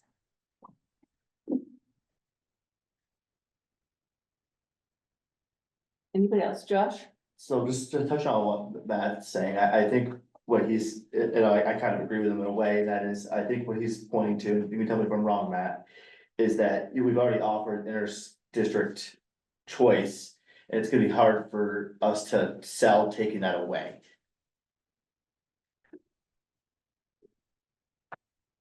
Yeah, I mean, certainly the Yeah. people who are making the choice don't wanna have Yeah. that happen, but, you know, that's not Yeah. those are only, that's So I one just factor think, of it, I think yeah. that's what Matt was at. Oh, yeah, was no, going with I that. can understand that. Corinne, I'm sorry, Anna? I don't have much to say on this tonight. I'm already emotionally charged from the Amsterdam, France Holocaust presentation. But in that vein, can you tell me if Miss Lois Evelyn Fine is still in the room? And I ask so I know what information is coming back to Reading Elementary before I reach out to them. I missed something there, Anna. I couldn't hear your next to the last sentence. Oh, it's just knowing what my audience is when I reach out to the elementary school about what's happening, because I'm still in the process of recruiting another school board member. And I'm just wondering if Lois is still in the room or not. She is. She is. Okay, brilliant. Thank you. That was my Yeah, question. I think this is a really preliminary look to make sure. Absolutely, but I think that there's enough nails in the coffin that we need to start really activating the community down here to get some community participation in at least the CEWG, the configuration and enrollment work group, as we start entertaining new ideas. Because I think the Prosper Valley design, when we went to a fifth, sixth model there and a pre-K through 4 at Reading Elementary, it was the Reading parents that really came out and created some awesome designs for that structure. And so I'm really hoping to activate the community again and also find another school. I reached out to somebody tonight to just say, hey, where are you at? Because I'm gonna need another partner in crime for this work. So I'm glad to hear Lois is still there, and I will take that information with me as I approach the school leadership and community. Great. Thanks. Anybody else? All right, we have, then we'll just move on to the Finance Committee update, please. So we met, let me pull up my notes they had opened. We talked about potential staffing rearrangement at Barnard within the current budget to potentially add another pre-K teacher, but that is still preliminary. And it was going to Sherry next, but the committee has kind of done its work around the issue. We did discuss pre-K within our district and sort of the financial elements behind it. It's not making money for the district, so to speak, or it actually kind of creates a loss, but it also has tremendous benefits to have kids within the system before they come into our school. And so as a committee, we all sort of agreed, yeah, it would be best to keep funding it to the best of our ability, maybe even expand it, or at least have better information about staffing needs if we could survey communities and know how many kids were coming in each year. So I took the action item to follow up with Sherry, and she referred me to Raina. So we've got some dialogue. I'm not sure how much further it will go. We talked about the policy for interdistrict choice, and we asked that it be on this board meeting agenda tonight. So that happened. We discussed the current yield bill, and that's still in the Senate. It was introduced in the House Ways and Means. It hasn't passed yet in the Senate, but I believe it will. And it could reduce tax rates that are paying for our fiscal 26 budget, because the state is going to move some money into the education fund. But it puts us in a hole next year, because if you don't do the same thing next year, when we show rates year over year, it's going to be harder not to show an increase if they're decreasing them this year with this one-time money. So we're watching that bill in the Senate right now, but it's not particularly good for the budgeting process next year. We talked a lot about the new proposed state legislation. I believe that's been covered earlier this evening, so I won't get into all of it. And there's much more to come. And then Jim has been working with some grad students on a financial strategic plan. We covered that as well. I will defer to Jim or others on the finance committee if they'd like to add anything else. Jim says he's all set. Okay. Anybody else? Sounds good, Matt. Thank you. All right, thank you very much. Policy Committee. Yep, so we have 3 policies that we're going to treat together. These are, we've brought up, this is the 3rd time they've been brought up. They've been brought up for first and second readings. They're As far as I can tell, they're not controversial. Two of them are actually redos from the VSBA. So, and the third one, the F-26 is about, guidelines for security cameras. So that being said, I'd like to, have someone make a motion to pass all three of these, for adoption. So moved. Need a Is there a second? second? I second. All right. All those in favor of passing the three policies as presented, please raise your hand or say aye. Aye. Aye. Any opposed? Any abstentions? I'll abstain. I was gonna say nay to one of them, but I'll just abstain. Okay, I will right. abstain as well. Right. Okay. Abstain. All right, thank you. They have all passed. Buildings and Grounds Committee update. All right, we discussed the JCI contract discussion. If you guys remember that it's kind of in a pre-mediation phase. We're going back and forth about some revisions. We have not signed a settlement agreement, and by we, the district has not signed a settlement agreement and release. They're still working on, am I incorrect? Yeah, Katie, I think Jim has an update for that. Well, Katie, I have an update. We signed an agreement today. Things right. happen fast. Or We not. signed the agreement today. Well, our work here is done. Good Good job, committee. Okay, well, we'll move past that one. Still working on the Woodstock Elementary elevator. Trying to get an additional variance for the size. We want to try and keep it in the stairwell where it currently is at all possible, because to move it would require building outside of the building, which would be a substantial cost. So we're trying very hard to get the variance from, is there an update on this as well? Yeah. Yeah, Sorry. I could speak to that. There, Go ahead, Joe. we were granted the variance last Thursday. We're good to go. Excellent. What a committee. I know, man, getting stuff done. Didn't even know. Barnard Academy, pre-K, the pre-K playground. Looks like we are going to put it over by the existing playground, which I think is actually a great idea. It was a very big compromise between the rec department and Barnard and our district. And Barnard Rec is going to be purchasing the fence to go around it. Next meeting, we'll probably have lots of great stuff to talk about for you guys, because we're going to be reviewing and discussing fund capital investment plans for next year. So stay tuned. All right, thank you very much. Is there, oh, Josh, go ahead. So speaking about buildings and grounds, I have heard a few complaints about removal of the boys' restroom doors in the middle school. So this is a topic that can come up now. Does anybody have anything to touch on that? I don't see Aaron still on, but I haven't heard anything about removing bathroom doors in the middle school. Joe? They've been Oh, off there for they a are. while. I think they've been off for, gosh, a good portion of the year. It's been a while they've been off. Yep. Aaron?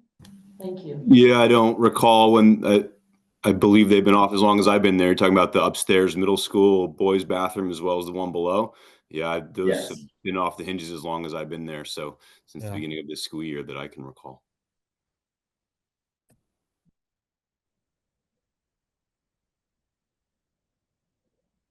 Okay. Thank you. Negotiations, hiring and retention committee update. I guess our update is we are scheduling a date for mediation for the staff contract. Hopefully in June. Yeah. All right, thank you all. Now we are going to approve the minutes, but I have received one correction to add to the minutes. Under principals and administration attendance, Melissa Zorai was here as well virtually. So Raina will add that correction. So is there a motion to approve the minutes as corrected? I'll make the motion. Josh, thank you, Josh. Second. John, thank you. All in favor? Aye. Aye. Any opposed? Any abstentions? All right, thank you very much. Now we have another opportunity for public comment. If anyone left here would like to say anything, you are welcome now to speak.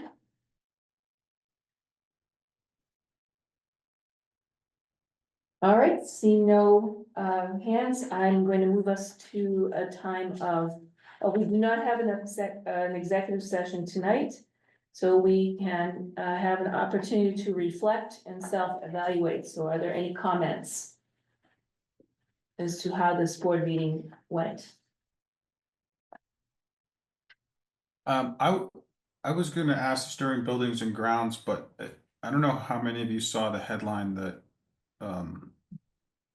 Hartford High School is supposedly going to have to demolish significant portions of its building due to PCBs. Yes. I can't imagine how that would work with no school funding available from the state and towns not approving bonds. Is there any insight from our administration, like about how they could make that decision without the money to rebuild something, or maybe they got the money? My understanding, Matt, is that they're going to use a portion that was passed in a bond vote this year in a different way than was originally approved by the taxpayers. I'm sorry, by the voters. They're still in the assessment stage. They're still figuring out at what extent they're going to be able to use the building, as well as if they're going to use the building at all. There's a meeting at Hartford tonight with legislators around this issue specifically, and how are they to pay for basically a total replacement of the building over multiple years. They're in a very challenging situation. Thank you. But we're watching closely. Oh, very closely. Anna? Ask a question regarding that topic since we're in public comment. You don't have a question. I do have a question. Oh, go ahead. Is that I think we have some tech students that go over there. Is that Hartford? Do we know how that's going to affect those students? And this may be a brilliant space, and I'm sure our leadership's already on it, to extend an olive branch for spatial support. I'm not sure what that looks like, but maybe a great opportunity to help them out in a time of need. So this school year, the tech center was impacted. The culinary arts program has been moved out, and as well as another program. So they have moved some programs offsite already. The article you're referring to is specific to the high school side of the building. And that's what they're most concerned about now. I'm a member of the HACTC Hartford Tech Center board. We have a meeting tomorrow at the tech center. So, and we are having conversations. I meet with the superintendent from Hartford weekly. All right. Any other comments, reflections, thoughts? I just want to say I'm very happy to have the legislators come these past two sessions and give us their insights, and I just appreciate that, and I hope it continues. Yeah, that's the plan. I think they plan to come any Monday that we have a meeting as they can. So, and they're very responsive. I email both Allison and Charlie primarily quite a bit when I read some of these reports, and I ask, is this really what's going on? And they're very responsive. So I encourage all board members to reach out to the ones that are, because some of them are different. Particularly in Killington, and I think Barnard has a different representative. They do answer, and when VSBA or VSA sends things out asking us to contact the folks on their behalf, if you agree and support what they're saying, it is helpful. Right now, the insurance is also under quite a lot of discussion regarding cost. So I know it doesn't take too long to do it once you get the email set up in your email. And it doesn't have to be fancy. My questions are usually 2 sentences long, and I appreciate that they respond. Can I answer? Yep. So just, I really want to share my appreciation for the faculty who presented and Jen tonight. Definitely. The amount of stress it causes, even though these individuals are in front of students all day long, it's very different to present to your school board. And then to, again, taking time from your personal life to travel to Germany, great experience. Jen finding grants for all these trips. It's really been her effort in the middle school, this trip we just took to Arizona, the trip that has all been funded through reaching out beyond our taxpayer dollars to have these amazing experiences. But I would encourage you to send an email to any of the faculty who presented tonight, sharing your reflection on what they did.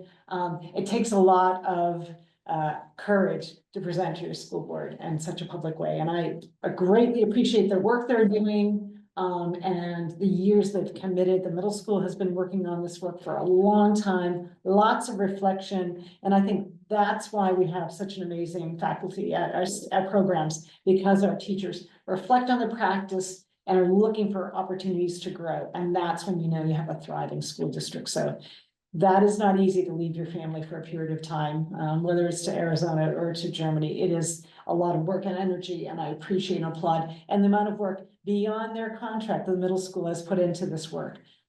These are individuals who are going well beyond the contract of the agreement. So if you are so inclined, I would encourage you to send an email just thanking them for their presentation tonight. I say thank you a lot. It really means more when it comes from a school board member. So just a little plug there. But Karen had her hand, then Sir, I'll call on you. Corinne? Absolutely, Sherry. I just want to echo your sentiments and just say how impressed I was by just the quality of the teaching. You know, I felt like I was experiencing what these teachers could bring to their classrooms while they were talking with us, and I really appreciated that and felt really awesome about the quality of the teachers in our district. Thank you. I agree. I'd also like to echo this appreciation for the spotlight on the middle school and the faculty and how engaged they were in presenting. I also feel very proud to be a part of a district that has such an emphasis on middle school. And then as far as the Holocaust story and the emphasis on primary sources, I think I commend this district. I'm blown away, you know, in such a time that we're looking at primary sources and having this kind of education in Vermont at our school, I think is fundamental. And I'm also moved, and I'm really proud of us and of what the work that's being done, because it's really important.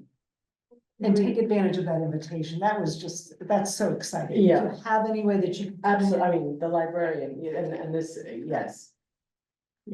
So one thing that we could do to show appreciation is there is a breakfast that the board is sponsoring on Wednesday here at the middle high school in the cafeteria from 7:45 till whenever it ends. Most of the staff are there around that time because they start teaching at 8. Some will drift in afterwards, and other members of the staff, such as the custodial staff, et cetera, will be there. And it's a great breakfast, and if you can do it, I know a lot of you live too far away and you have children to drop off, I understand that. Delayed start. But if you, oh, is it a delayed start? Oh, Yeah, okay. it's late start Wednesday. So, all right, so if you can, please show up, if you can't. No, I'm not gonna say anything scolding you, but, they appreciate it because sometimes there have been many times where the board has been the enemy. And, you know, I think this board has worked really hard over the last few years to not be the enemy, but to say, we're with you, we're alongside you, we support you. So if you can, in the other elementary schools, they do through the PTOs, they do the breakfast for them, but the high school and middle school doesn't have that, which is why the board is doing it. Harry, Yes. I just want to add, while in the same vein, just how fortunate I felt being along with these teachers administrators for the last week in Arizona, how excited they all were and I was about just learning something new, a new approach to education, how jazzed they are to come back here and you know, hopefully present this and to the staff, to the students, to the staff about just a new way of educating. And so I kept saying, I even said to the students several times, I wish I had gone to a high school like this. And, you know, I think I wanted, you know, and they saying, really? And I said, yeah, you've got a fantastic school. So, and it's trying to get better at all times, you know, and so I just wanted to put that out to do. It was a great experience, and I just wanted to put that out there. Thank you, Elliot. And just one more reminder on the May 19th meeting, not everyone's on a committee or a working group, but if you can show up at 6:30 that night for half an hour, it would be great. The presentation that I saw was really fantastic, tons of information. They're gonna release the handout that they gave to all of us, but the Harvard students have done a fantastic job of really looking at our district and finding a lot of information that I think, although it's already changed from when they presented it, they have some great ideas for us around marketing our school and our district. So thank you very much. Is there a motion to adjourn? So moved. John, thank you. Oh, Anna, was that Anna's second? Yes. Okay, all in favor of adjourning, please say aye. Aye. Hey. Any opposed? Any abstentions? All right, we are officially adjourned. Thank you all very much.